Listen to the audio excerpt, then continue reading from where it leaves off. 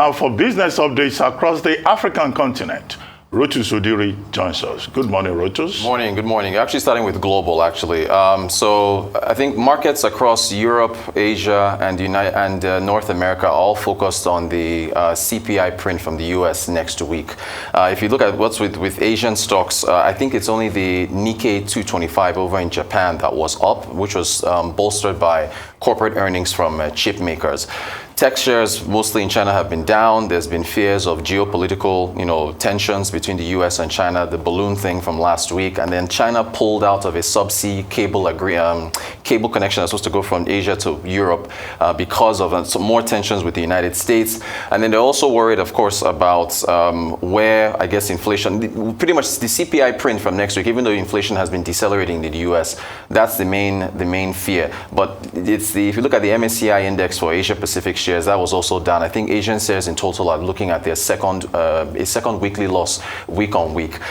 We go to Europe, slightly better with Europe. You saw inflation slowing down in Germany, and I think industrial output ticking upwards. Business index, as far as sentiment there, seems to be a bit more optimistic, which to European traders says that the European Central Bank may not have to raise rates as much as they thought. The industrial index on the Euro Stock 600, which is a pan-European index, was actually up. We've seen healthy returns in terms of corporate earnings from BP, although Credit Suisse had a pretty terrible, they're forecasting a pretty bad loss, but they've generally, corporate earnings from Europe are looking up. So they are suggesting that maybe Christine Lagarde, who's been saying that rates will have to continue to rise, maybe they might ease up a bit, because Germany seems to be a bellwether as the largest economy over in Europe.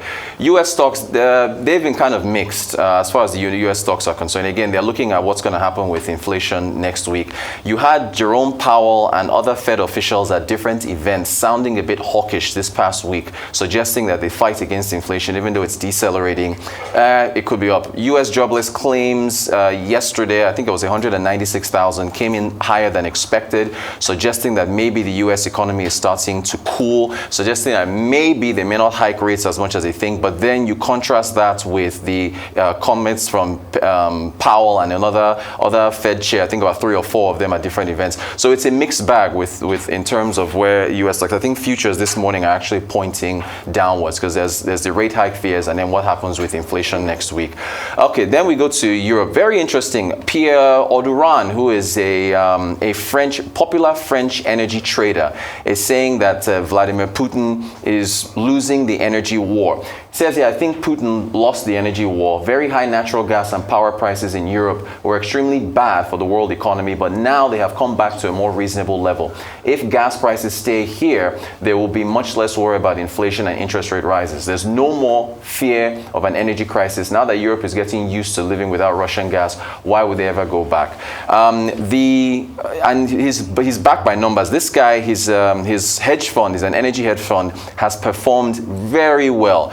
His energy hedge fund returned 59% in 2021, returned 87% in 2022 when Russia invaded Ukraine, although I think it's lost about 16 or 17% so far this year because energy prices have retreated.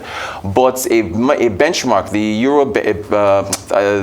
gas benchmark in Europe, which was going for about 300 euros per kilowatt hour at the peak of when Russia invaded Ukraine, which is more than 10 times its average, has come down to about 50 euros per kilowatt hour. And if you listen to Ursula von der Leyen, who spoke in Davos, saying that they have actually Europe no longer actually has turned the corner with respect to having to rely on gas. So, the markets are saying that Putin has misfired, and if he's going to now have to rely on selling cheaper oil to an India or cheaper oil to a China has reopened. They're supposed to support higher energy prices because of energy demand from China, but if they're buying cheaper oil from Russia, then that's a mixed bag in terms of energy prices. So it's going to be interesting to see how far, but that man, his energy bets so far have turned out well, and he's basically unwound, Pierre Audin has basically unwound his bets on gas prices because he thinks that basically things have turned the corner.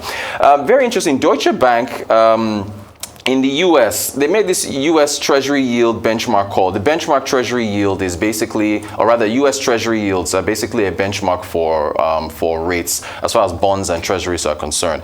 So they are saying that it's going to be 4.2% this year. We haven't seen 4.2% since November of last year. And if you think of how the relationship between yield and price works, if the yield is climbing, that means the price is falling. If the price is falling, that means that people are selling bonds and treasury yields because they are skittish about where the economy is going. So here you're looking at the treasury 10-year yield and the federal funds rates, the effective rate, which is a continuous series, and you're looking at them overlaid against each other. You can see the Fed funds rate, that's the line being flat there, and then look at it shooting upwards along with treasury yields.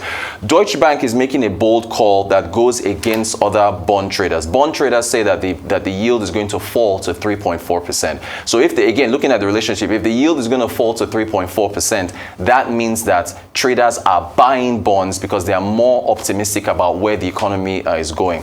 And you have to think about the difference in credit spreads between US bonds, between the benchmark bonds from the government and corporate bonds that are issued by US corporates.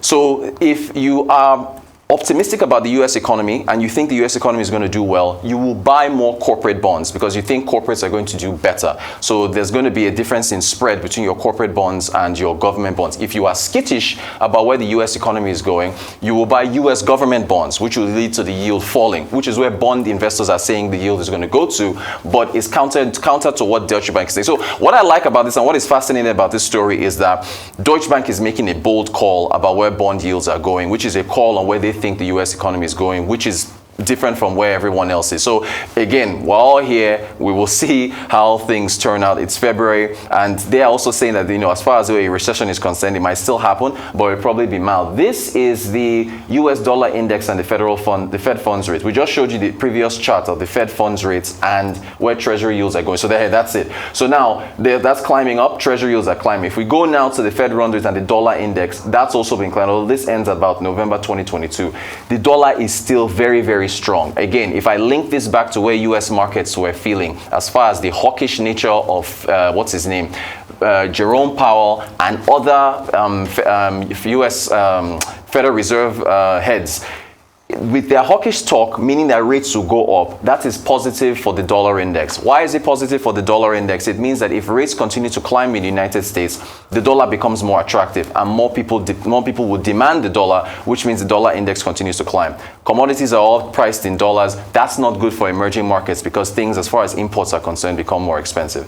Speaking of emerging markets, quickly on Nigeria, our stock markets, very, very interesting. It did dip yesterday, 12 basis points, but we've had about a 6 or 7 consecutive bull run on the exchange. We've only had 2 dips so far. The market is up by about 5%, which is very interesting because when you look at Ghana, in January, Ghanaian stocks dropped by about 3 or 4%. Why? Because of Ghana looking for money from the IMF, because of Ghana's revenue issues, because of Ghana's debt. Well, Nigeria has revenue issues, Nigeria has debt issues. I'm not actually going to the IMF, but it's just interesting how the stocks have been up. So these are just the gainers: logistics, insurance, a bit of IT there in a mix of them. And then finally, Ramaphosa, his very interesting State of the Union address that everybody had been waiting for. So first of all, he's called a state of disaster for the energy sector in South Africa because of what's been going on with the nation. Apparently, he was actually jeered by the members there that were listening to him when he called this energy disaster. He's also appointing an electricity minister, and this electricity minister is supposed to focus solely on Eskom with respect to where things will go. He's also targeting about 2 trillion rand in investments by 2028. Where he gets the money from, we will see, but it was quite an interesting development there. Now, by the way, Eskom I was watching local South African television early this morning. NUMSA, along with another union, this actually hasn't even hit the wires yet, so you won't even find the news yet. They announced it this morning. They're actually suing Eskom. They're suing Eskom over load shedding. And just to remind everybody, load shedding is where you actually pick and choose which communities you want to supply power to. So whereby community A gets power, but community B does not.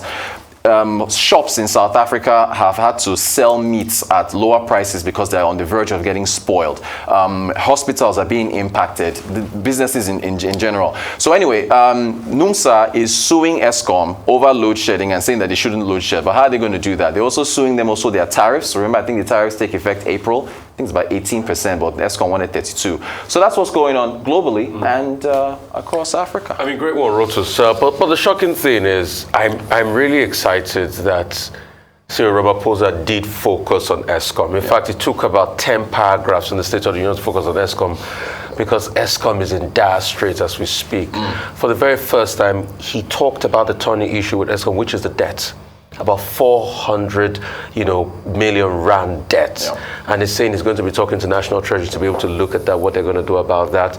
Also, he pretty much put forward a 5-point plan for Eskom.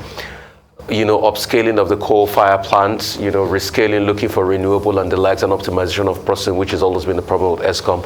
And he said all of that, and I tied it together with the fact that he really wants more investment for his country. But how is he going to get that investment by 2028?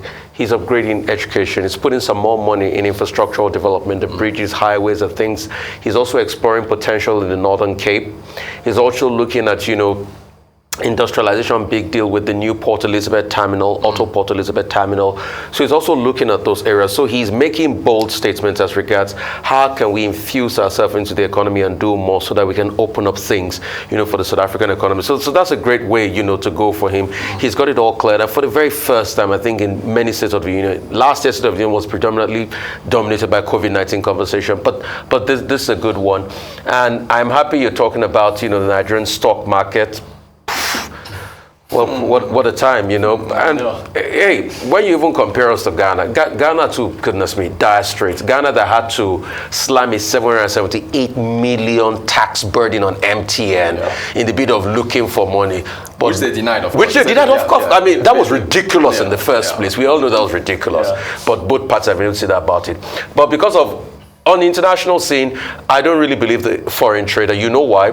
Because Europe is paying a lot in subsidies for those gas. Okay, on Russia, yeah? On Russia, thing. Okay. yeah. And they're not factoring that in. Dr. Abati, okay, I think this time. Okay, first, let me start with the stock market in Nigeria. When you were talking about the markets in Europe, I was saying when will Reuters get to Nigeria? Because 3 days ago, there was a decline or a loss of about 37 billion in that Nigerian stock market. But now you said in the last 24 hours, there's been an improvement. Well, it fell again. So that was profit taking. So when you have a 6-day bull run and prices rise, profit taking is always like, I'll take my profits and then the market drops. So that's what happened.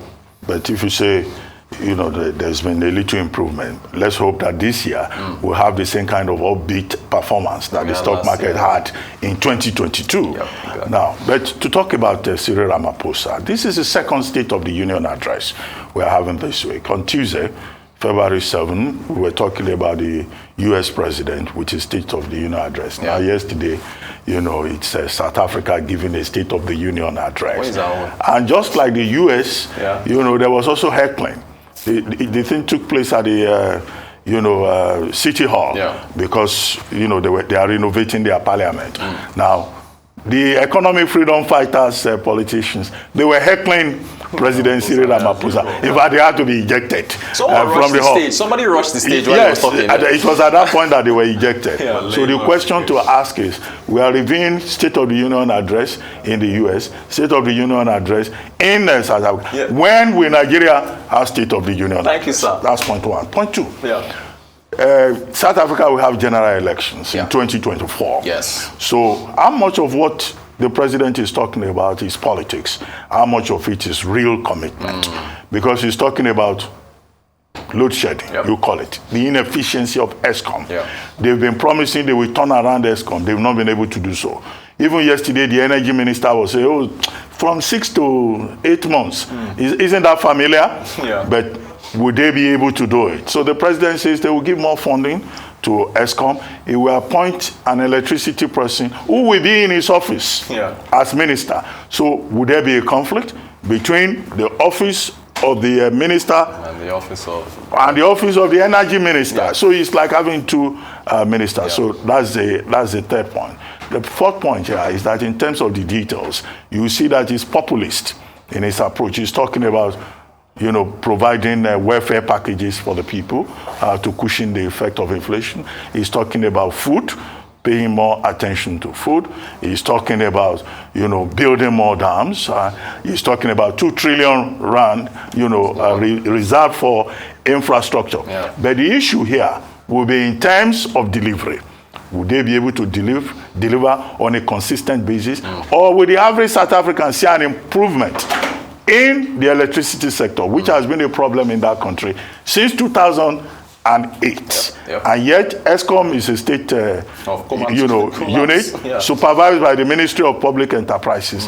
But the effect is felt negatively by the people because of his lack of efficiency. His party could be vulnerable 2024. We never know. That is why I was trying to link it to the elections. Yeah. Anyway, so it's good to say popular things. Exactly. Okay, thank you very much. Thank you.